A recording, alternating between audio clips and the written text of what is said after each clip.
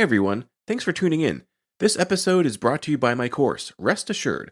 If you've been struggling with falling asleep, or staying asleep, or just not waking up feeling well rested, you've come to the right place. Cognitive behavioral therapy for insomnia, or CBTI, is the gold standard intervention in the management of insomnia.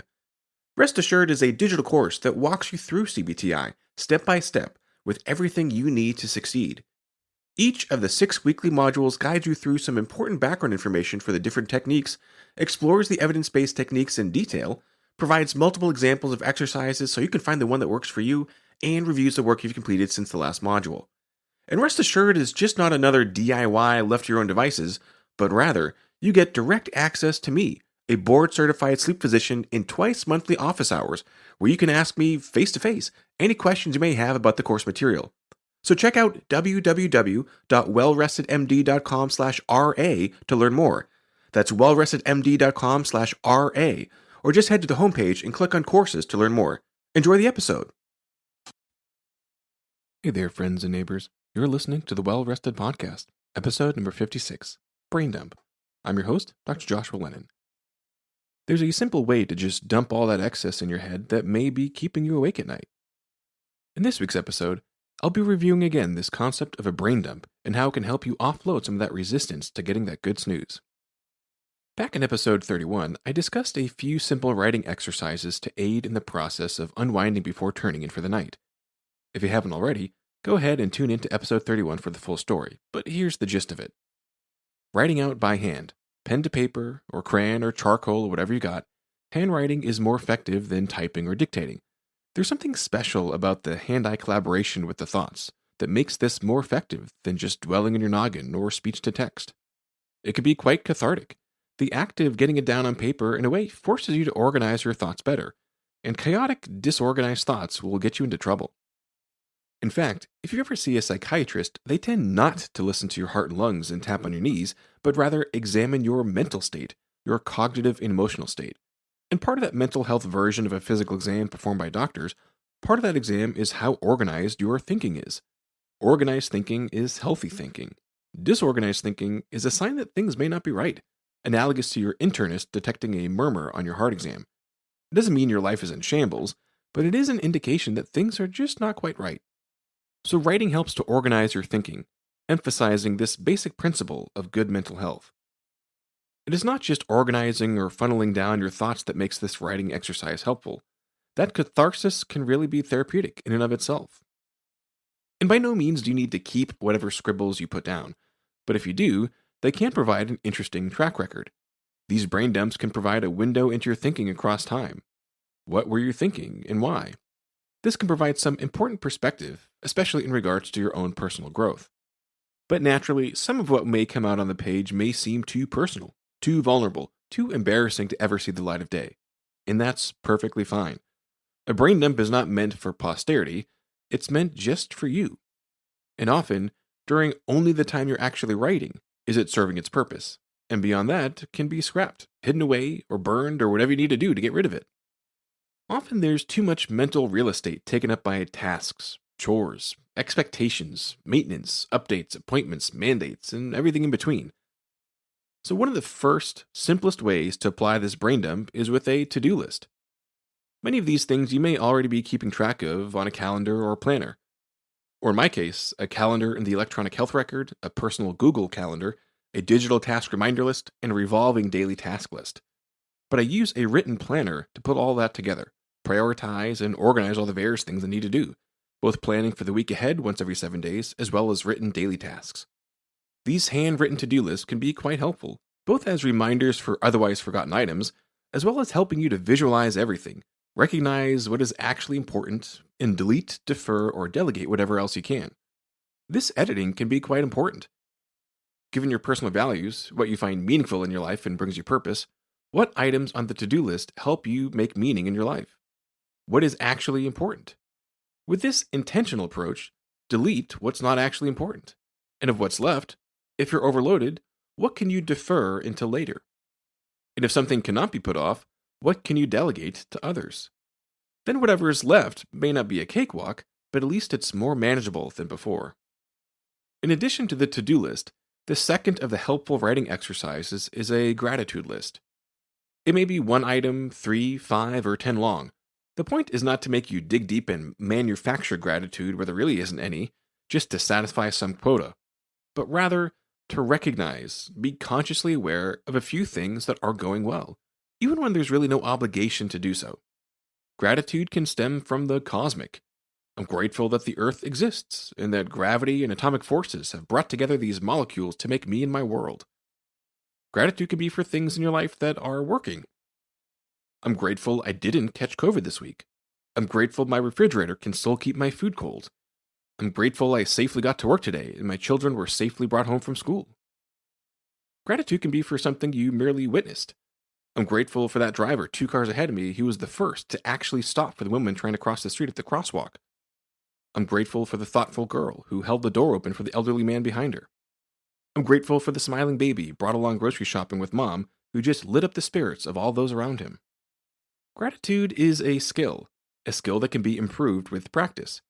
And gratitude is associated with more optimism, better relationships, more wealth, and as explored in episode 17, better sleep. So a brain dump of being thankful will help you keep your sleep tank full. That brings us to the third helpful writing exercise, the main topic for today, the classic brain dump. One way to view the brain dump is like a pressure release valve. All those to-dos, all those expectations, all those concerns, all that excitement, all those thoughts squeezed inside the clown car of your mind till you open the door and a miraculous volume explodes out, progressively slowing until there's just a trickle of thought left.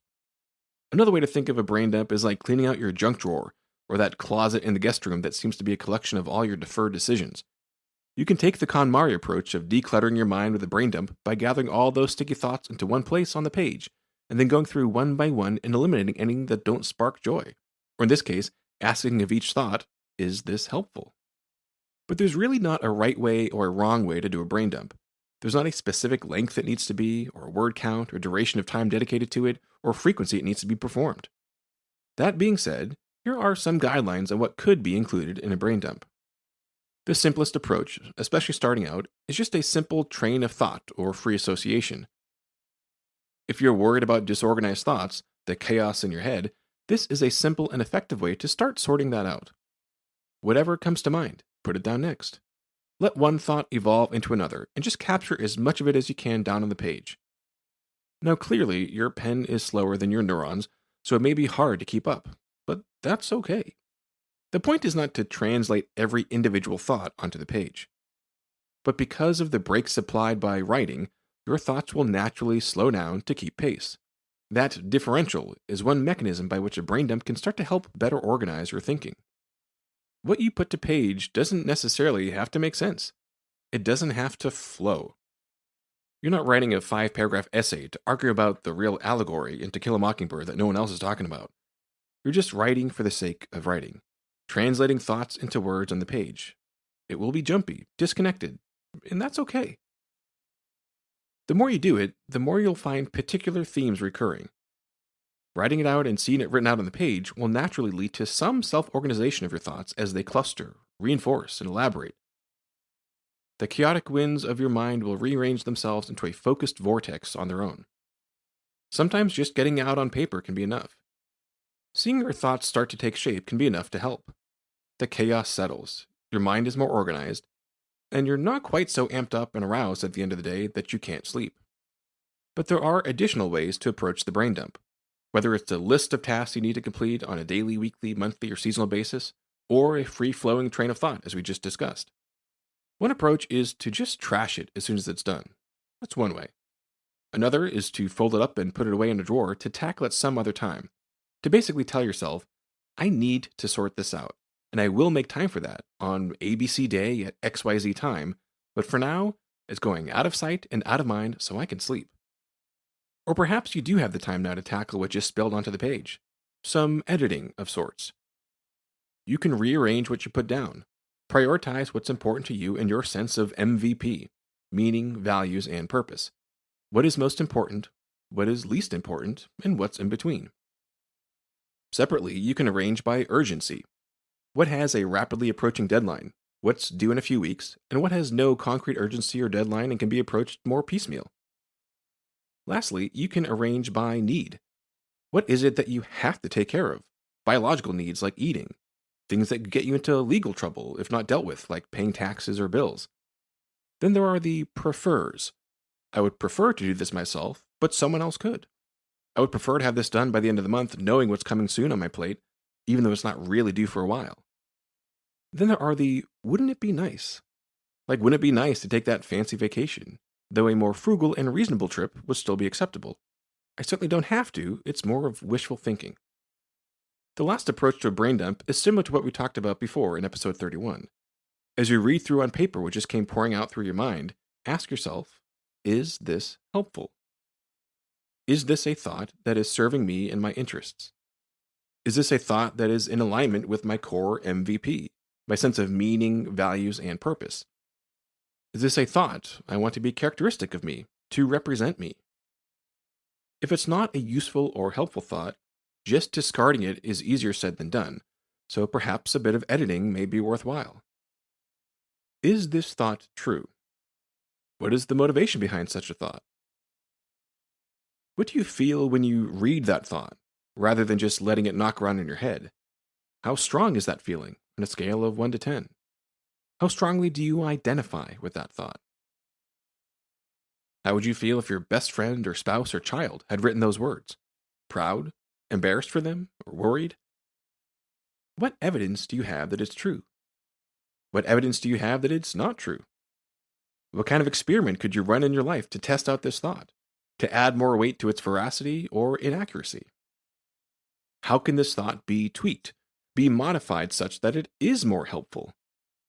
Can another version of that thought better align with your core sense of meaning, values, and purpose, such that it now does serve you better and is helpful?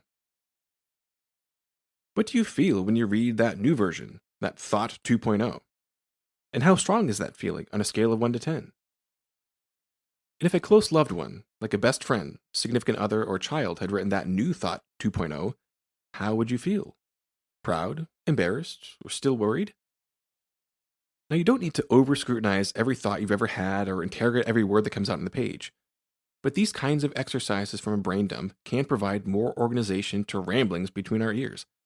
It allows us the opportunity to have a different relationship with our thoughts, to not overly identify with them, to realize they can be rearranged, they can be edited, and we can approach them with a sense of kindness, curiosity, and intention. An intention that, in an effort to align our lives with a sense of meaning, values, and purpose, our internal dialogue can also be realigned to better fit our sense of meaning, values, and purpose. So to summarize, if you're like the rest of us, that big old beautiful brain of yours is quite busy. And sometimes it's working overtime. Often, it seems to be the busiest and most chaotic when the rest of what's going on around us is just starting to settle down, especially as we're getting ready to go to bed. This cognitive and emotional arousal can take many forms, but they can each interfere with your ability to fall asleep fast and stay asleep all night. One of the helpful ways to bring some order to that chaos, to bring some clarity and calm to your thoughts, is with a brain dump. A brain dump can be as simple as that, just dumping out on paper all that's been bouncing around inside your head, literally just trying to write out all the free association train of thought. It can also be helpful to bring a little organization by writing out what you got to do, task lists by day, week, month, or season. Once something is written out, it becomes easier to arrange it further, like prioritizing by importance or urgency, or by how it may or may not align with your values. Another review of brain dump material can be to approach the writing as if it came from a close friend or a loved one, and ask, is this helpful? Is this the kind of thought that is useful or not? Is this the kind of thought that resonates with your core values, your sense of meaning or purpose? And if not, what are some simple tweaks you can make so that thought does serve you better? What kind of experiment could you run to test that out? Rather than be run ragged by thoughts, whether they are benign or more sinister, a brain dump can bring a sense of calm and relaxation at the end of the day. And it may help you relate to that person living in your head with a greater sense of kindness and compassion. After all, that voice in your head is a roommate you can't ever get rid of, so might as well embrace it. If you haven't already, go check out wellrestedmd.com/day, where you can get a special download, a totally free cheat sheet. In this Day of the Life of the Well-Rested download, you'll find examples and timing of several morning and evening routines, the evidence-based best practices for wakeful days and restful nights. So head over to wellrestedmd.com/day to see these best practices in action. Be sure to hit subscribe on your favorite podcast player to get all the latest episodes, leave a review, and head over to wellrestedmd.com for more information, including the option to sign up for email updates. Thanks for listening.